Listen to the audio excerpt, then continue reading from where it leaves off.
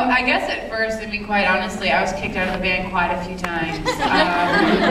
It's true, when we first started, you know, being the baby, I was, you know, mouthy. So I just would say things that I should never have said. And so they'd be like, "You're out of the band." I'm like, whatever, like you're ever gonna find another, you know, sister who drums. Like, that's gonna happen. So I'm back in the band the next day. We couldn't threaten her. So you can threaten her. Plus being the baby. Plus being the baby, you know you're still left. They're gonna want you back anyways. See, if it was me that kicked out, I'm like, fine, I hate you too. And so, you know, but you know what, the good thing is it took us a while, but you know, we did learn how to get along. We took a lot of personality tests to see why we were the way we were. Because Becca and I are extreme opposites. You know, Becca doesn't speak her opinion right away. She likes to think about it, and I think about something after it's said. So it was really good to learn why we work and how we work, and then, you know, I don't know, it really helped us get along better. And now, I mean, we still live together, we're on the road together, we write songs together, we do everything together. And I really think it's because, one, I mean, we've really just learned about each other and we understand each other, and I mean, we're best friends, you know? And I blame it on the fact they're homeschooled. Yeah, we're homeschooled too. Yeah. So we definitely learned. I would encourage too, which one of you is more the leader? I would encourage you, starting out, it was very difficult to get the girls to want to like speak up, because they were just kind of coming into their own. So it was easy for me because I'm very type A, that I just kind of filled a lot of the roles in public eye. But behind the scenes it was all very equal, but once we got in front of people, it just always fell on me. So as the leader, I want to encourage you. I really had to learn to look at their strengths. I had to learn to go, Lauren's very, very passionate. Becca has a depth, and I had to learn what they had to offer.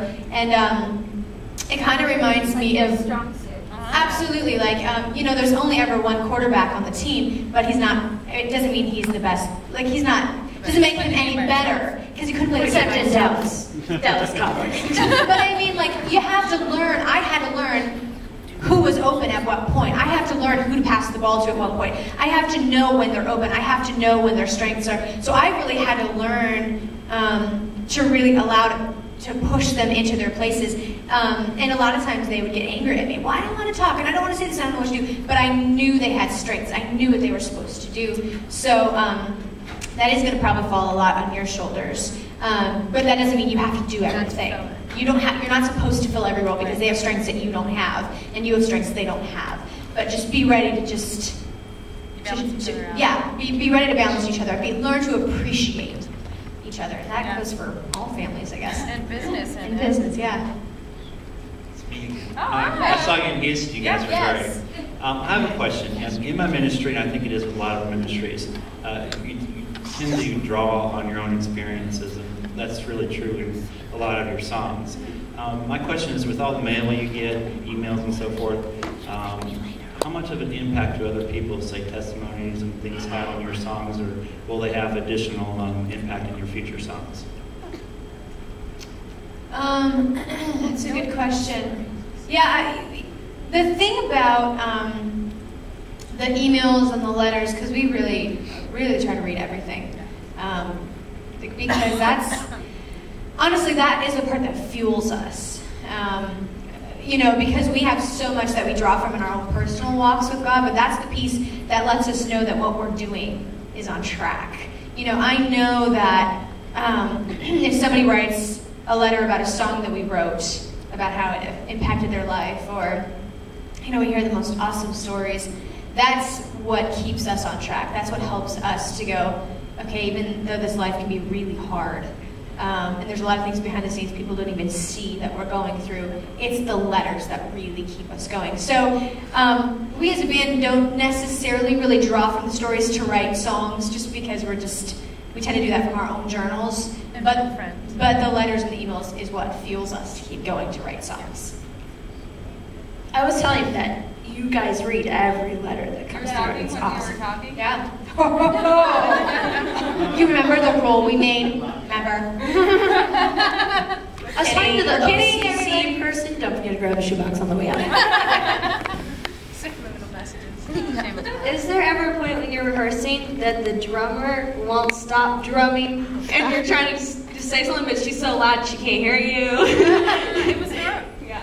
No, it was normally Becca. She would noodle all the time. I'm like, Becca, stop noodling. That's a personality thing too, because like in my head, I cannot stop doing something until I've completed it. You might be the same way if you can't stop until you're done. Yeah. So it's like understanding that too. Like, why can't you stop? I'm like, well, my brain actually won't stop working until it's actually finished. It'll actually but love I you have, until yeah, you- it actually drives me crazy until I get it out. Yeah. So we fought a lot and then realized what was wrong with me. No, realized how I process things and what but now it's a lot better. Like now I can actually stop it, which before I couldn't. Hi, I have a question for Lauren, actually. So, No pressure. So, I am really into the drums, and my dad is, he loves percussion, and so he's been teaching me for a while, and I was just wondering, to get where you are at now, how long have you been practicing, and how much time does this take for you to, like, Yeah. Well, I've been playing since I was 14. So I've been playing for 11 years. Yes, I'm 25. I am not 14. Shocker.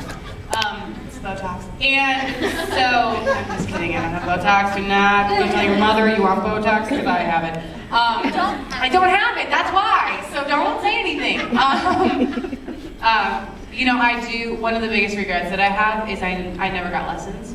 And I know you can be self-taught, but there are a lot of things that I could have learned a lot better. But because I was focusing on vocals just as much as I was on drums, I feel like my drumming is lacking. Like, I have a lot of passion, and I'm not trying to knock myself down, so like, compliment me. But I'm like, honestly, like, I don't know things that I should know about the drums. And so I would say, you know, learn your rudiments. Learn the basics that might seem boring right now, but learn them because that will help you with your drumming, and practice a lot, you know, because being a girl, guys will definitely make fun of you a lot. They will, because you're a girl drumming, and they think, oh, that's a guy instrument. Well, I think that's personally ridiculous, because I think girls can do it too, but that does mean that you do have to practice more to kind of, you know, prove yourself. So definitely practice, and yeah, learn the basics, because that's an amazing foundation for, you know, learning more. So yeah, practice. I was wondering what events or what your thoughts were going through your mind when you wrote Surrender. Not that there wasn't anything going through my mind. But there was. I want to wear my pink shirt on Sunday.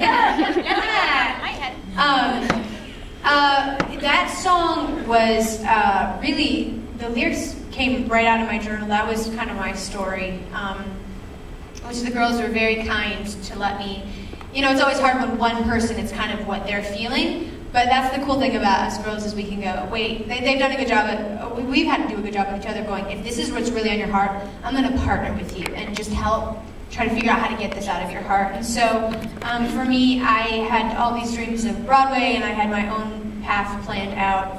And God, I'd been doing the same thing since I was 4. I'd been planning on theater. And then when I was 18, God asked me to give it up and to lay down my dreams that I'd had for 14 years. And it was the hardest thing I'd ever done, was to open my hands and to give him those dreams. And so Surrender was written during that season where he was very firmly pressing me to open my hands. And I honestly thought that he was going to take the dreams and then give me nothing in return. I really, really believed that with all my heart. I knew he was a good God, but I truly believed that he didn't have anything for me or anything great.